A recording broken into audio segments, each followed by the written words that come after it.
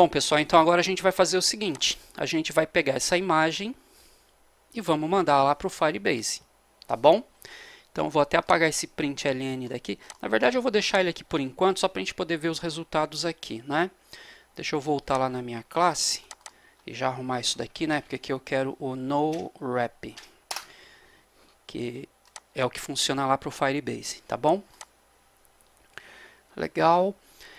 Na verdade, não para o Firebase, né? Na verdade, é para o nosso back-end, tá, pessoal? O Firebase, na verdade, o que ele recebe é o arquivo mesmo, né? Porque a nossa API ela converte de novo num blob, né? Ó, que é num arquivo mesmo já no seu formato padrão, né?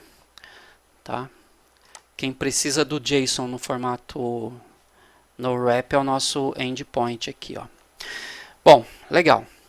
Então, já está corrigido. O que a gente precisa fazer agora? Então, já sei que eu tenho aqui o nosso objeto, né? Ó, nosso objeto imagem, então ele tem nome, tem o tipo e tem já o base 64 dele convertido aí direitinho. O que a gente precisa fazer agora? A gente precisa converter isso daqui em um JSON, porque eu preciso enviar para o servidor nesse formato aqui, né?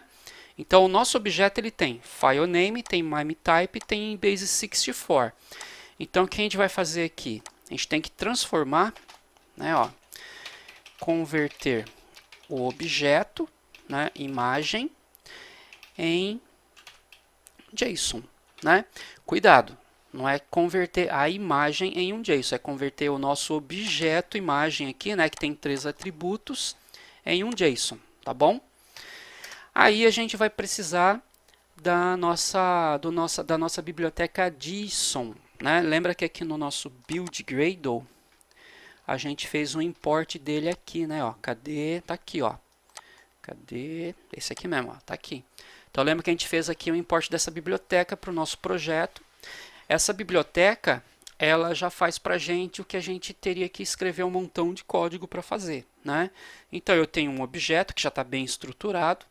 Agora quero pegar esse objeto e transformar ele num JSON. Ele faz a mesma coisa que o Jackson faz lá no Spring, tá? Lá com o Spring Boot. Tá? Ele pega o objeto, converte num JSON e depois ele pode pegar um JSON e converter num objeto também. Tem um vídeo lá no YouTube também que eu gravei, né? Vocês devem ter visto já, né? Eu vi que tem bastante visualização desse vídeo lá, que mostra como fazer a utilização do JSON, tanto para serializar quanto para desserializar, tá bom?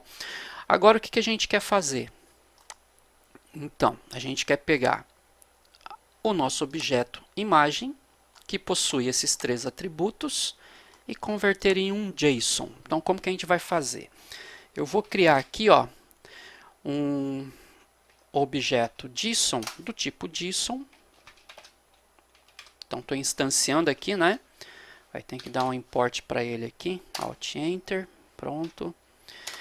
A gente vai ter que 2 pontos não, né? Igual. Então a gente está instanciando aqui um JSON, né? Que é um objeto do tipo JSON. Legal. Agora, olha como é difícil, né? Fazer a conversão. Então, vou criar aqui, ó, um val imagem JSON, que é igual o nosso amigo JSON.toJSON, e aí eu passo o objeto para ele, que é o imagem. Acabou, gente, tá feito, tá? Então o que acontece aqui, ó como é difícil. Com 2 linhas de código, a gente pegou um objeto e transformou em JSON, tá? A gente até pode fazer o seguinte aqui, ó. Eu vou tirar esse print aqui que mostra pra gente o base 64. Eu vou pedir para ele mostrar pra gente, ó, o nosso imagem.toString, ó. E aí depois eu vou pedir para ele mostrar o nosso imagem JSON, tá bom? Vamos fazer um teste para ver como é que isso aqui ficou, tá? Bom, essa conversão do objeto para JSON é necessário porque o nosso endpoint, a nossa API, ela espera um JSON, eu não posso mandar um objeto.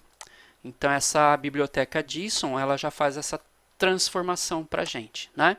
Então, vou salvar e vou executar. E vou fazer um teste, né? Vamos ver qual que é o resultado que a gente vai ver aqui. Então, vou selecionar aqui uma imagem. Menina.jpg. E vou pedir aqui para salvar. Vamos ver o que vai aparecer para a gente aqui. Ó, tá aqui, tá vendo? Ó, ele tá mostrando aqui pra gente, ó. Primeiro, aliás, tá mostrando aqui pra gente, né, ó, o nosso JSON, tá vendo, ó? Então, primeiro ele tá mostrando, na verdade, né, ó, o objeto, né, olha, tá? Tá aqui bonitinho. E depois a gente tem o nosso base 64, né? Ué, eu deixei lá o código, parece que eu tinha apagado a linha. Deixa eu ver. Eu pedi para ele mostrar a imagem .toString. Deixa eu colocar aqui um rótulo aqui, porque senão a gente não sabe o que está aparecendo, né? Deixa eu colocar aqui. Objeto. E deixa eu colocar aqui.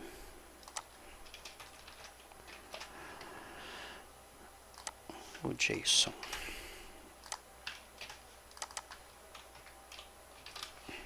Beleza. Vou executar de novo que eu não achei aqui direito onde é que está, não. Vamos lá. Então eu vou escolher aqui uma foto.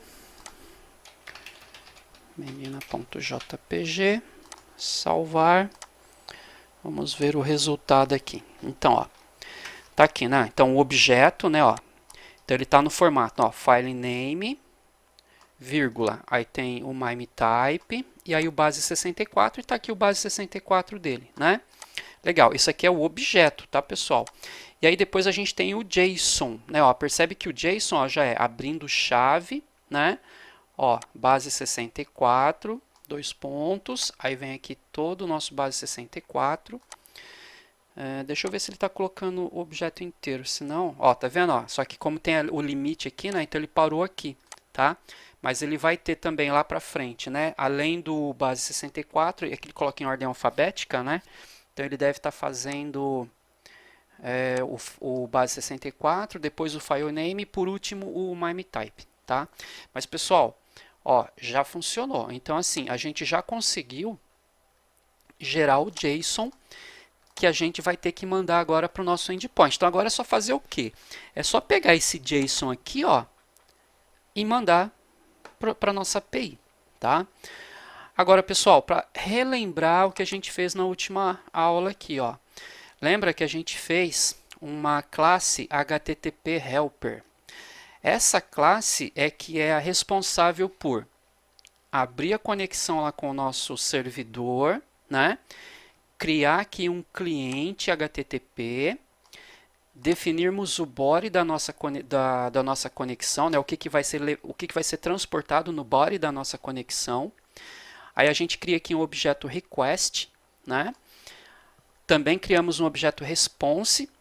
Esse response ele vai receber a resposta da requisição, né? Então a gente vai fazer uma requisição para o servidor, né? O que a gente vai mandar nessa requisição? Então a gente está colocando aqui, né? Olha, a gente criou aqui uma URL, que é a URL do nosso servidor. Lembrando que aqui, ó, a gente pode colocar 10.0.2.2, né?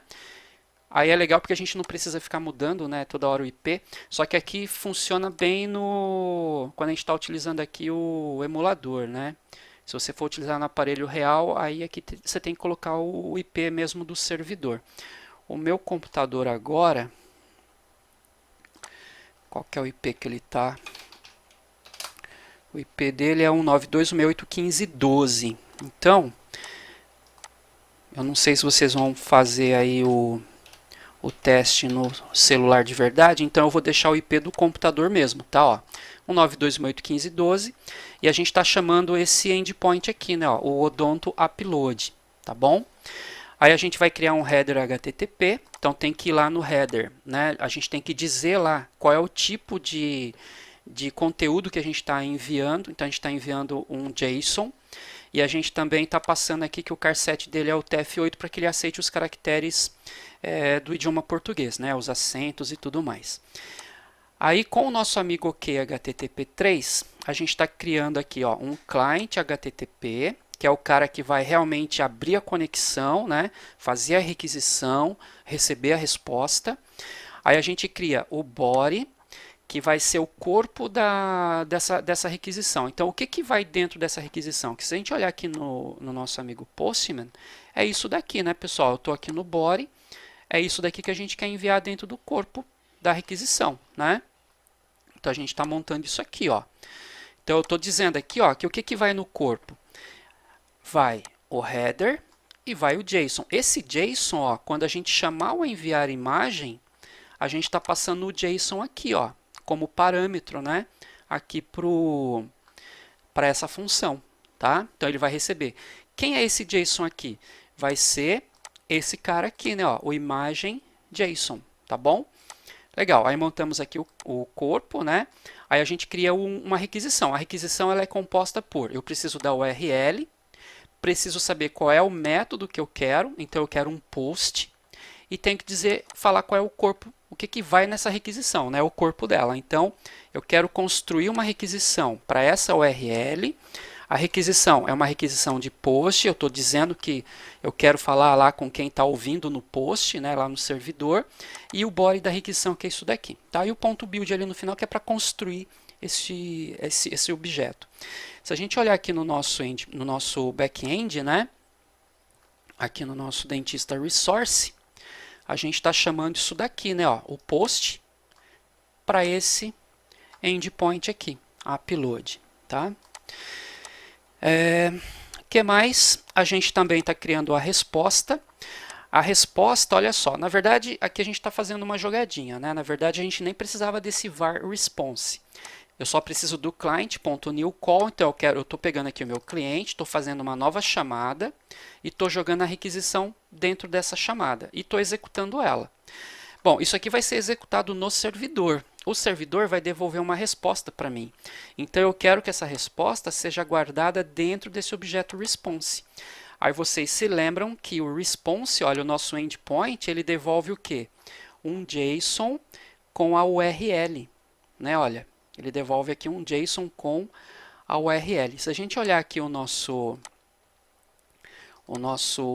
endpoint lá no back-end, ó, a gente está fazendo um return, a gente está devolvendo uma entidade URL. URL é um objeto do tipo file upload URL.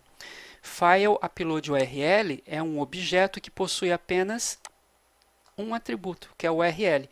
Então, nesse caso aqui, ele vai retornar para a gente na forma de um JSON, tá bom? Mas aqui também ele já está na forma de um objeto, né? Caso você precise manipular, e depois a gente vai ver como que faz isso aqui, né? Porque pode ser que eu precise manipular isso aqui dentro mesmo. Que nem eu salvei a imagem, recebi como retorno a URL. O que eu teria que fazer agora? Eu poderia chamar o put para atualizar o dentista, colocando agora a URL da foto dele. Tá? Então eu fiz aqui a inserção, a gravação da foto, recebi como retorno a URL. Antes de chamar esse retorno até, eu já posso fazer o que aqui? Ó? Já chamo o método put, né? Aqui, ó, e já passo aqui, eu chamo o método atualizar, passando o dentista, e já com a URL preenchida, porque eu já recebi a URL dessa foto lá do servidor. Né? Então eu já consigo atualizar o cadastro do dentista com a URL da foto dele. Olha que legal. Depois a gente acrescenta isso aqui, tá? Por enquanto a gente só quer saber se vai funcionar o nosso upload. Beleza? Pessoal, o método que vai enviar a imagem para o servidor, lá para o Firebase, já está pronto, né? Então o que a gente vai fazer agora? Ó? Eu já tenho aqui o nosso imagem JSON, né? Eu vou apagar, pessoal, esses printlns daqui, né? Que está poluindo aqui o nosso código. Vou apagar esse aqui também, né? O que eu vou fazer agora aqui, ó? Eu vou enviar, né? A foto para o servidor, né? Firebase. Então, como que a gente vai fazer isso aqui? A gente vai criar uma instância do HTTP Helper, né? Ó, do nossa classe HTTP Helper. E aí eu vou chamar o HTTP ponto, lá, o como que a gente chamou lá a classe mesmo? Esqueci, que é o enviar imagem, né? Ah, mas o enviar imagem ele está privado, né? Então não pode, tem que ser público aqui, ó, porque senão ele não vai enxergar, né?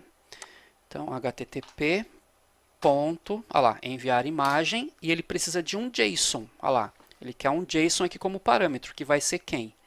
Esse carinha aqui, né? Ó. Pronto. Beleza, gente? Tranquilo? Bom, ainda temos alguns probleminhas aqui, tá, pessoal? Mas eu vou executar, aí a gente vai avaliar os erros, né, que ele vai apontar para a gente, e aí a gente vai tentar corrigir. Beleza? Então, ó, vou salvar. Aparentemente está tudo certo, né? Mas tem algumas coisinhas ainda para fazer. Então, vou executar. E vamos ver o que vai acontecer, né? Deixa eu mostrar aqui o nosso console. Então, vamos lá. Vou escolher uma imagem. Vou colocar aqui, por exemplo, colocar o nome mesmo, né? Colocar ana.jpg.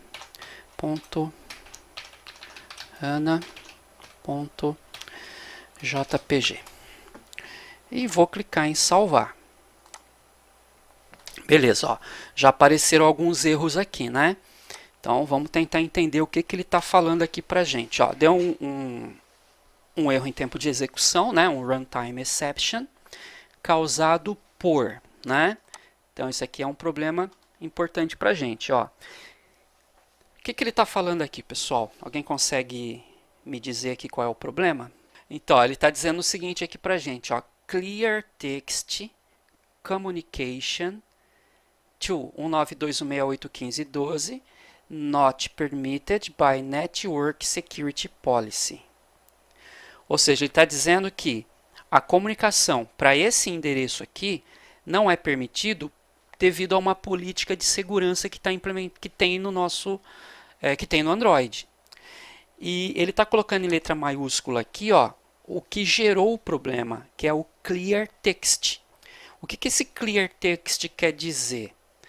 Que os dados estão sendo enviados para o servidor sem criptografia.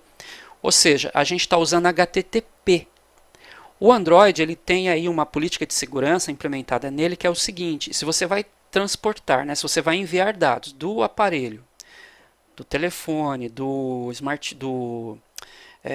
tablet, da televisão, sei lá, do equipamento que roda Android, você está tentando enviar um conjunto de dados para um servidor via HTTP. O que acontece? Se tiver alguém no meio do caminho e interceptar a mensagem, vai conseguir ver o conteúdo. E pode ser que esse conteúdo seja um conteúdo sigiloso. No nosso caso aqui não é. Mas o Android não sabe disso. Quem tem que determinar se é sigiloso ou não é a gente, não é? Então o que acontece? Por segurança ele está bloqueando. Fala, cara, 192.168.15.12, você está fazendo uma conexão não segura. Não é criptografado. Então eu não vou mandar. Ele se recusou a enviar a informação para a gente. Tá bom? O que a gente deveria fazer? Né? O nosso endpoint aqui, ó, em vez de ele estar rodando, né, com HTTP, a gente podia colocar para rodar em HTTPS. HTTPS, pessoal, já passaria sem problema. Só que a gente está rodando com HTTP. Então, ele não vai aceitar. Eu vou fazer aqui um esquema que eu vou dizer para o meu aplicativo aqui, cara, para o 192.168.15.12, mesmo não sendo HTTPS, pode ir. Então a gente vai de forma consciente dizer, né, ó, eu estou permitindo que o nosso aparelho faça conexão com um servidor que não é seguro e não é criptografada a comunicação. Tranquilo? Então, como que a gente vai fazer isso? A gente tem que escrever umas configurações, tá, pessoal? Então, a gente vai ter que escrever algumas configuraçõezinhas aqui, mas é tranquilo, tá? Não é muita coisa, não. E outra coisa, é sempre o copiar e colar. Você faz isso uma única vez e quando você precisar de novo, você sabe como é que tem que fazer. Você copia de onde você já implementou e cola no projeto novo, porque a gente não fica decorando isso. Então, ó, eu vou aqui no meu layout, tá, pessoal? aliás, aqui no meu res, aqui, ó, tá? Botão direito, new, e vou criar um novo arquivo de recurso, tá? Eu vou chamar esse cara aqui, ó, de network underscore security, tá? Pode ser qualquer nome, tá, pessoal? Mas eu vou usar o nome que o pessoal costuma usar na documentação, que é o Network Security Config. Tá? Esse nome é meio intuitivo, né? Quando você olhar aqui na pasta de recursos e ver um arquivo que tem esse nome, você já sabe, nesse arquivo aí estão as configurações de segurança de rede. E aqui no Resource Type eu já vou mudar para XML, tá? Para ele já ir para o formato correto lá quando ele criar o arquivo para a gente, tá bom? Vou dar um OK. Aí vou aqui em Text. Aí ele vai abrir esse carinha aqui para a gente, né? Não tem layout, tá, pessoal? Vou fechar esse preview aqui. Então, a única coisa que eu vou manter é a assinatura ali em cima da versão do XML. O restante aqui eu vou trocar. Então, o que eu vou fazer aqui? Ó? Vou colocar uma tag que é o network-security-config. Pessoal, ele não completa isso, tá? Você tem que escrever na unha aí. Então, fechei aqui. Beleza? Aí ele vai ter aqui uma tag filha, que é a domain config. Fechei aqui.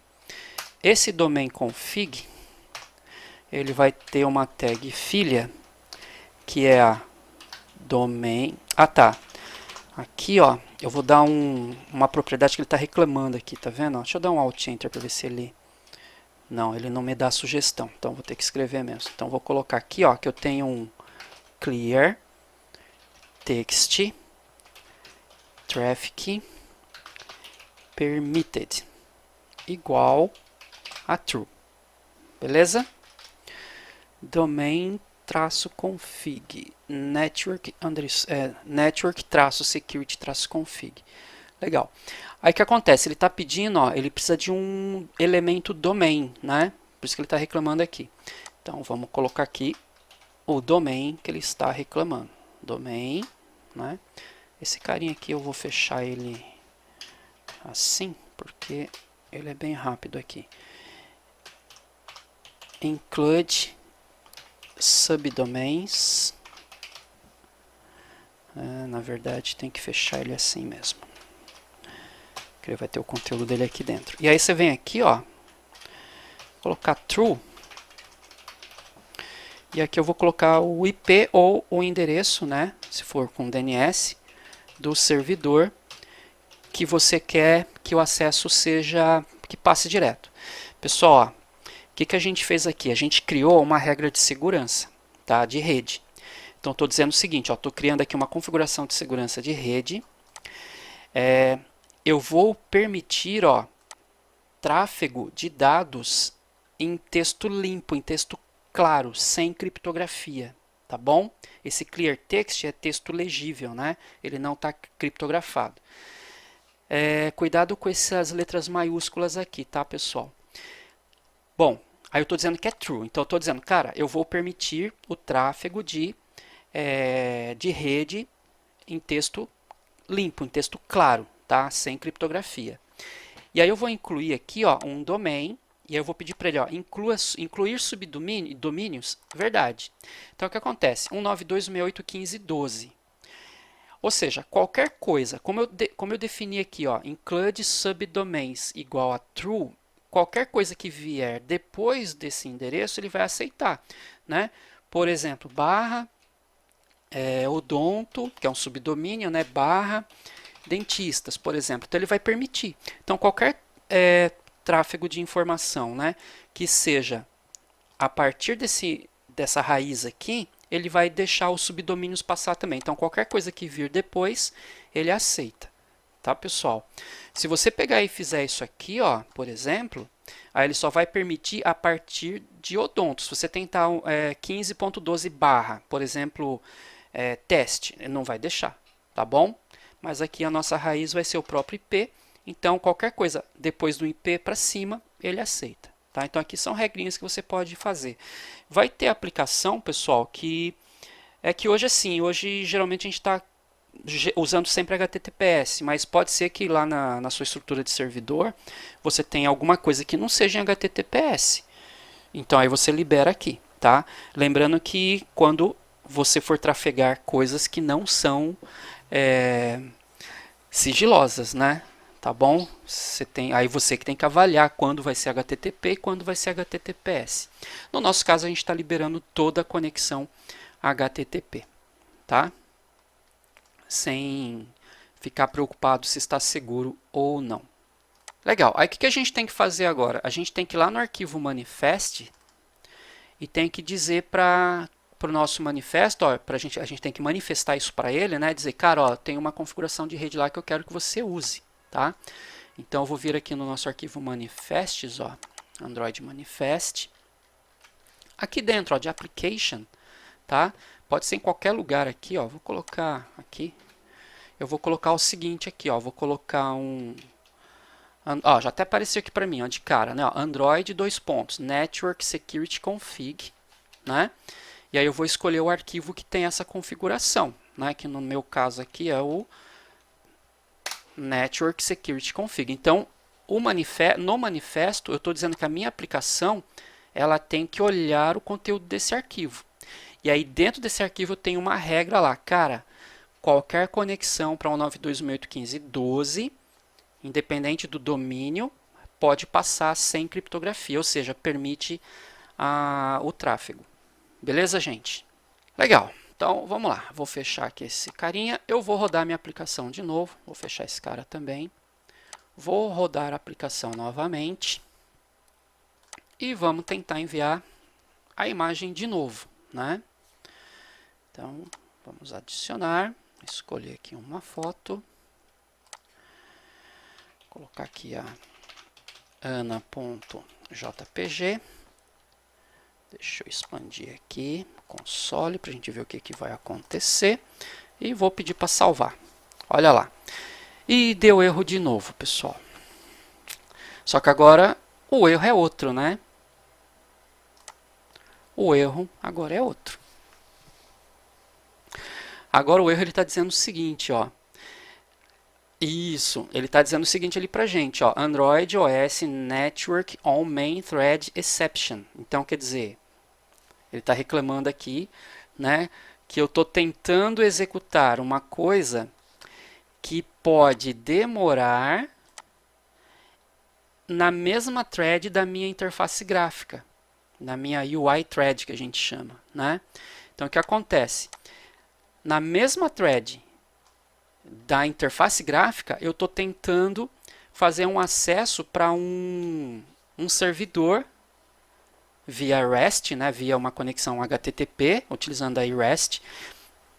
Só que assim, esse servidor, pessoal, ele pode estar indisponível, ele pode estar fora do ar, ou ele pode estar muito lento, eu posso ter uma demora muito grande para receber a resposta. E aí o que acontece? Trava a interface gráfica do usuário, porque as coisas, pessoal, elas acontecem, aqui no caso, a gente está fazendo de forma assíncrona, não é?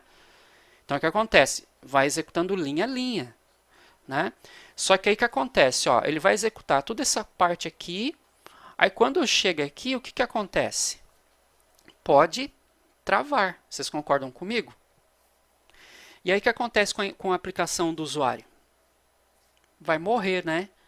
É quando a gente recebe aquela informaçãozinha bonita lá, né, de que o aplicativo parou, né, e pergunta para você se você quer esperar ou se você quer fechar, né? Ninguém gosta daquilo. Então, o que a gente tem que fazer aqui? Essas operações, por exemplo, de acesso a banco de dados, de consumo de alguma API em algum servidor, a gente tem que fazer de forma assíncrona. Ou seja, eu tenho que colocar isso dentro de um outro processo. Se travar, vai travar esse processo que a gente abriu aí paralelo, não vai travar o processo principal da interface gráfica, que está controlando a interface gráfica agora, tá? A gente está usando aqui, né? A gente quando começou a implementar nosso projeto, aqui no nosso build Gradle aqui, ó, a gente fez um import de um carinha chamado Anco, né? Esse carinha, pessoal, ele implementa para a gente os métodos assíncronos que a gente vai precisar. Quando a gente não faz isso, a gente tem que implementar eles na mão. Então tem aquele do em background, post, né, e tal, post execution, né? Isso a gente não vai fazer mais. A gente vai utilizar o Anko para gerenciar isso para a gente. Então vai ficar muito mais simples. Então olha só o que eu vou fazer. Esses dois carinhas aqui, olha, que são os caras que podem travar a minha aplicação, eu vou jogar eles dentro de um método assíncrono, só que utilizando a nossa biblioteca Anko. Tá? Então, vou dar um Ctrl X aqui. Ó como é simples. Vou chamar aqui o do async. Tá? Tem 3 aqui, tá, pessoal? Eu vou usar esse primeiro aqui. Ó. Aí ele vai abrir e fechar a chave para mim. E dentro dessas chaves, ó, vou colocar o código que vai acontecer de forma assíncrona. Ou seja, ele não vai ficar esperando isso daqui terminar para que ele volte né, a operação normal. Então o que acontece? Ele vai executar isso, vai executar isso, vai executar isso, vai chamar esse método assíncrono e vai continuar o resto. Ele não vai ficar esperando esse cara aqui terminar. Se acontecer algum erro, vai acontecer aqui dentro, ó. Não vai acontecer fora da nossa thread principal. Tá bom? Todo mundo entendeu aí, pessoal? Só que olha como fica simples a gente fazendo aqui com o Anko, né? Ele deve até já ter importado para a gente aqui, ó. Aqui, ó. Ele importou aqui a classe do async da biblioteca Anko que a gente importou aqui para o nosso projeto. Tá? Daria para fazer sem? Daria. Só que dá um trabalhão. Tá? Mais um exemplo do que o Anko oferece para a gente. Vocês já conhecem o método não, aquela classezinha toast, não conhecem? Aquele componente toast? Isso. Quer ver só uma coisa? Eu vou colocar aqui, ó, no meu cadastro activity mesmo, ó, no meu método onCreate aqui, ó. Então eu vou pedir assim que essa janela for aberta, eu quero colocar um toast dizendo abriu, por exemplo. Então como que a gente faria? A gente teria que fazer isso aqui, né? Ó, toast.makeText, aí tem que colocar o contexto, aí tem que colocar uma mensagem, né? Abriu, aí tem que colocar aqui o tempo, né, que ela vai ficar, por exemplo, short, e tem que colocar aqui um ponto show, não é isso?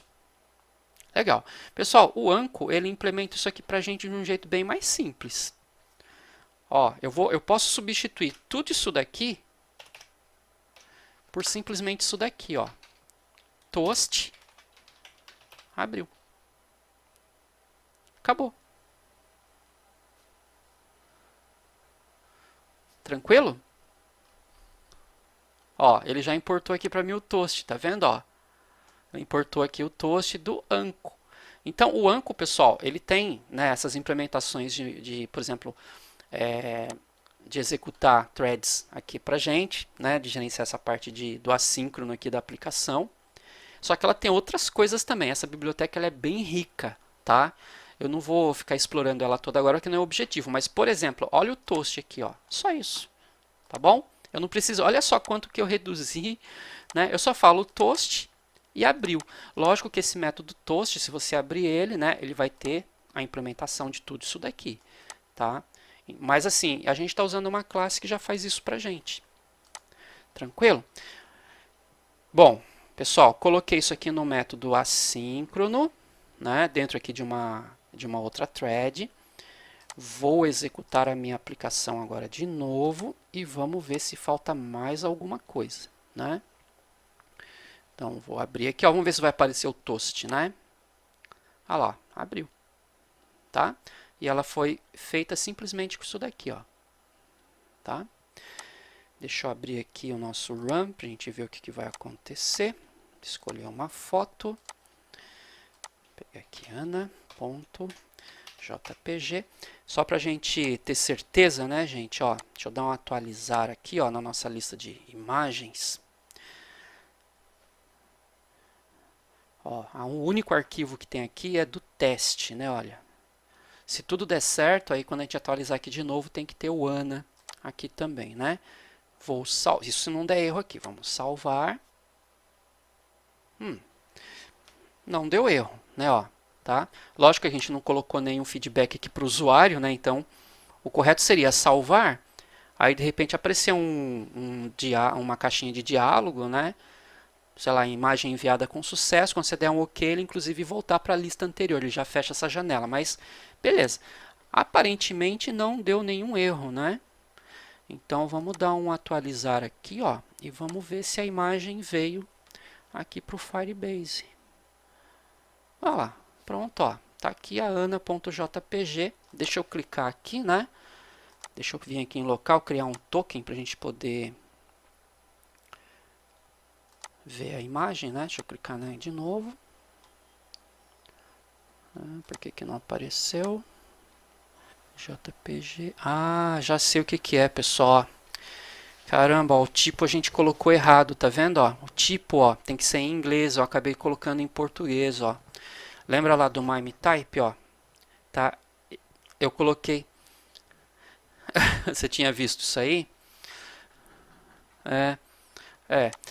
Então, ó, o que está errado? Aqui, ó, quando a gente montou o objeto, ó, cadê? Aqui, ó, é image, né? O que acontece? Esse MIME-Type, ele é padronizado, né? Lembra que tem até um padrão ISO para ele, né? Não é qualquer um, não posso escolher da minha cabeça, né? Alguém tinha escrito aqui no chat? Não, né? Legal, então beleza. Provavelmente esse aqui é o problema, tá, pessoal? Lembra que isso daqui é padronizado, tá? Tem uma norma da ISO que define esses nomes aqui, ó, tá? Isso aqui a gente chama de MIME-Type, tá? Lembra aqui, né? Ó, se a gente for pesquisar aqui, ó, MIME-Types List, né? Então tá aqui, ó. Deixa eu ver se tem aqui o número da ISO, né? Que regulamenta isso. Que tem uma norma da ISO, inclusive, que regulamenta esses nomes. Então, tá vendo? Ó, tem que ser o nome que está aqui, ó. Então, por exemplo, se a gente procurar aqui, ó, o application barra image, image, né? Image barra j, olha lá, tá vendo? Ó, tem que ser esse carinha aqui. Pode ser JPEG, né? Ou pode ser JPG. Ele até coloca aqui do lado, né? Ó, pode ser qualquer um dos dois, tá? Então vamos lá, vamos testar de novo. Agora a gente corrigiu, né? Image. Então vamos testar novamente. Agora vai. Vou apagar inclusive aqueles dois lá, né? Esses dois eu vou apagar porque ficou errado. Vamos atualizar para ter certeza. Prontinho, vamos lá. De novo. ana.jpg. Salvar. Vamos ver aqui. Beleza. Vamos atualizar. Agora apareceu image JPG. Vamos clicar aqui na Ana. Agora sim, ó, ele está tentando carregar a foto, tá vendo? Belezinha.